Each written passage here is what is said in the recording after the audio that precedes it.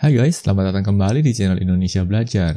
Video ini adalah video ke-10 dari video berseri atau playlist bertema belajar Matplotlib untuk visualisasi data dalam pemrograman Python.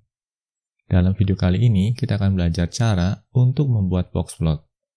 Yuk, kita mulai sesi pembelajaran kita.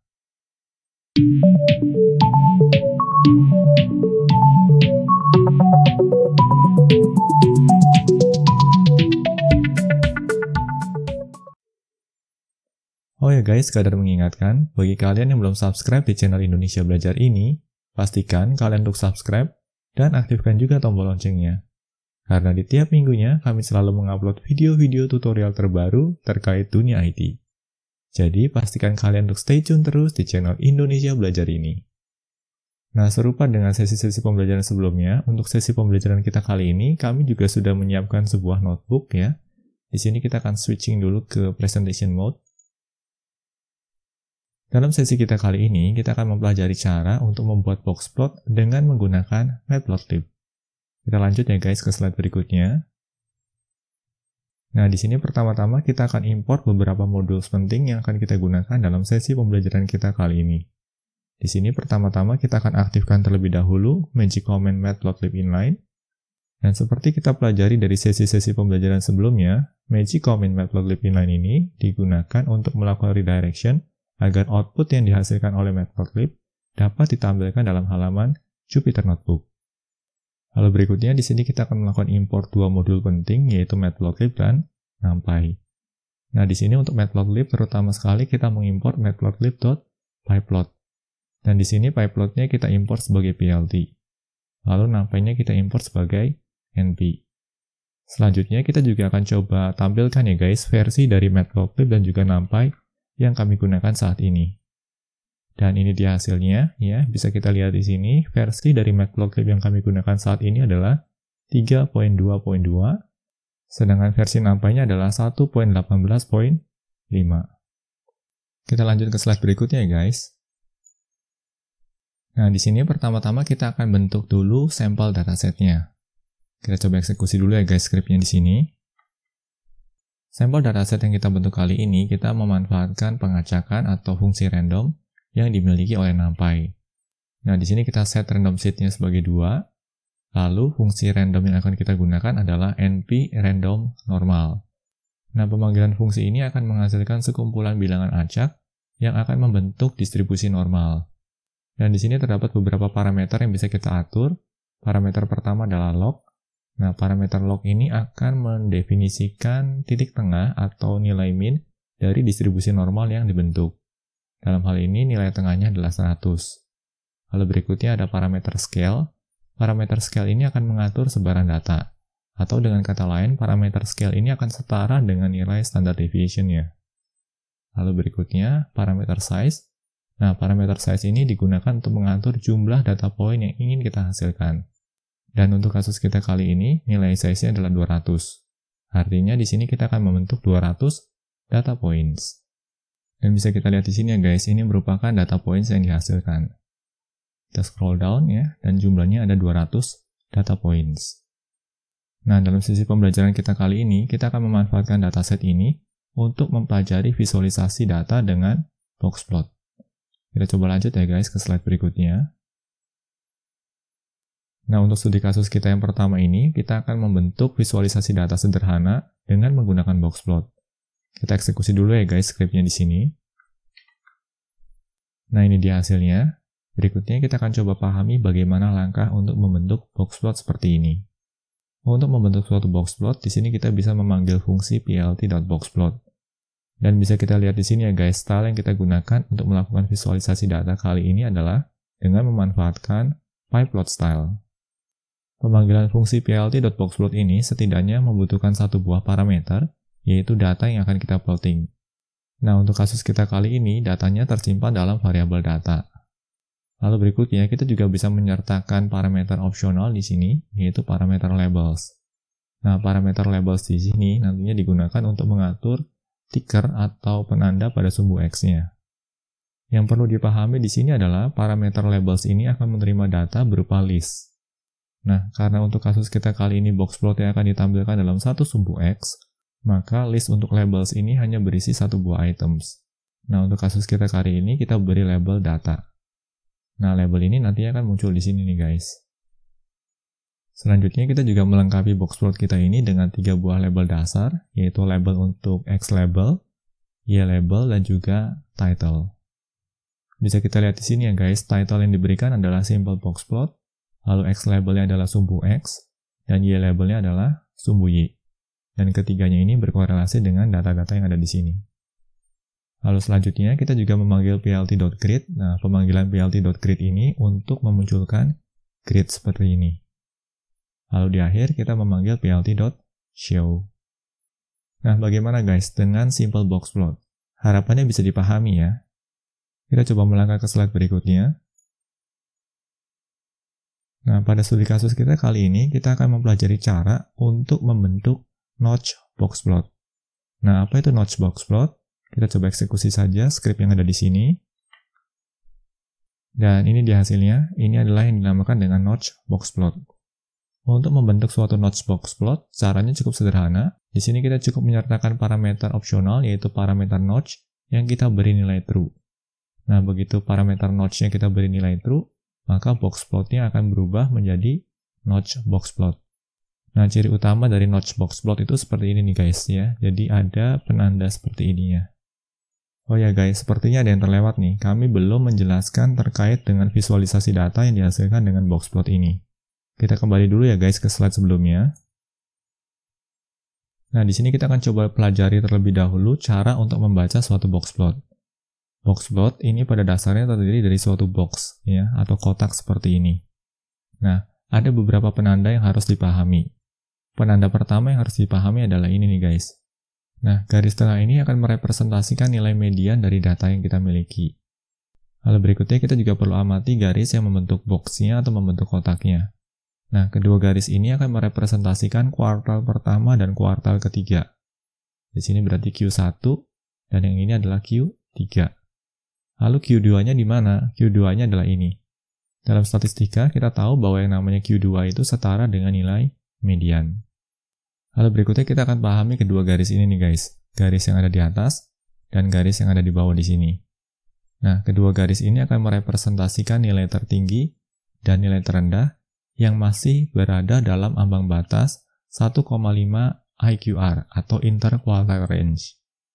Atau dengan kata lain, garis yang ada di atas ini akan merepresentasikan nilai tertinggi dari dataset kita yang masih berada dalam jangkauan 1,5 IQR yang atas. Lalu garis yang di bawah ini merepresentasikan nilai terendah dari dataset kita yang masih berada dalam jangkauan 1,5 dari IQR ambang bawahnya. Lalu berikutnya, yang di sini juga terdapat titik-titik ya, atau bulat-bulat. Nah, penanda bulat-bulat ini atau marker bulat-bulat ini digunakan untuk merepresentasikan outlier pada data kita. Dan untuk kasus boxplot, yang dinamakan sebagai outlier adalah data-data yang berada di luar jangkauan 1,5 dari nilai IQR-nya. Nah, bagaimana guys sampai sejauh ini? Harapannya bisa dipahami ya. Bagi kalian yang masih belum memahami konsep dasar dari deskriptif statistik atau statistika deskriptif, ada baiknya kalian untuk mempelajari terlebih dahulu statistika deskriptif. Di channel Indonesia Belajar ini, kami juga pernah membahas topik terkait statistika deskriptif. Jadi, bagi kalian yang tertarik, kalian dapat mempelajarinya. Link untuk menuju seri pembelajaran statistika deskriptif juga akan kami sertakan pada deskripsi video di bawah ini. Kita coba lanjut ya guys ke slide-slide berikutnya.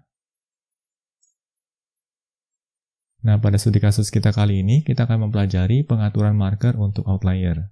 Kita coba eksekusi dulu ya guys scriptnya di sini.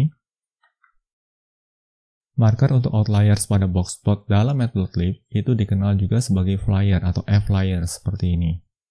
Dan di sini kita punya kebebasan nih guys untuk memunculkan atau tidak memunculkan. Nah, secara default, outlier selalu dimunculkan.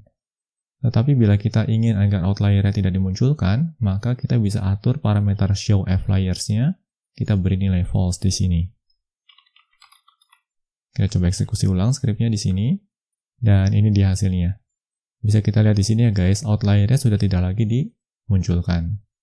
Dan bila kita ingin memunculkan kembali marker untuk outlier-nya, maka kita ubah lagi nilai dari parameter show F-flyers ini menjadi true. Dan ini dia hasilnya. Lalu berikutnya, kita juga bisa melakukan beberapa modifikasi terkait dengan marker pada outliers ini. Nah, modifikasi pada marker outlier ini bisa kita lakukan dengan memanfaatkan parameter fLayersProps.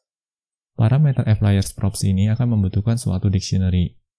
Nah, dalam studi kasus kita kali ini, kita akan memanfaatkan dua pengaturan, yaitu pengaturan warna pada marker dan juga bentuk dari markernya. Untuk melakukan pengaturan warna pada marker, kita bisa memanfaatkan key marker face color, dan bisa kita beri nilai dengan warna tertentu. Semisal di sini nilainya kita beri R, berarti merepresentasikan warna merah atau red.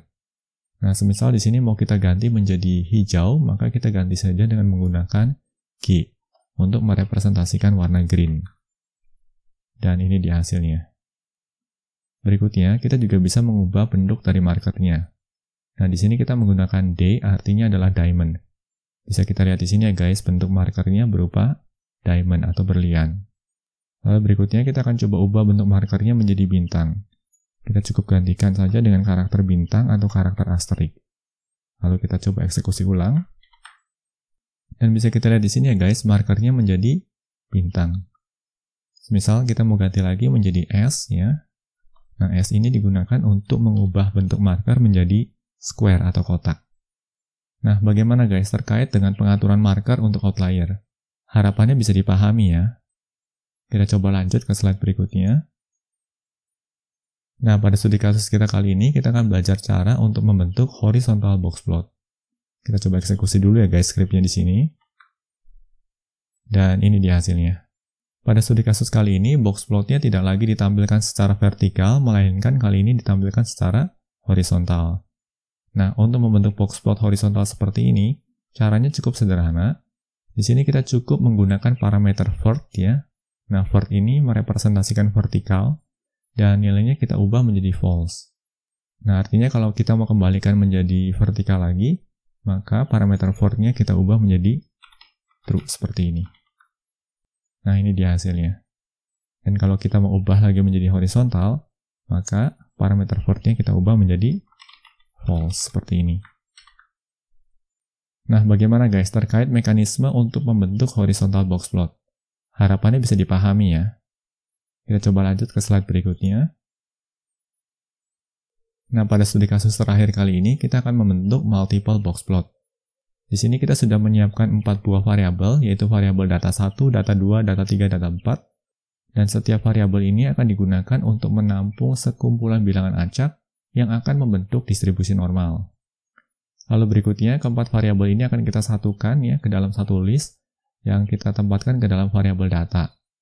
Lalu berikutnya kita juga sudah menyiapkan variabel labels ya, dan variabel labels ini berupa suatu list yang berisi 4 buah nilai, yaitu string data 1, data 2, data 3, dan data 4. Kita coba eksekusi dulu ya guys skripnya di sini.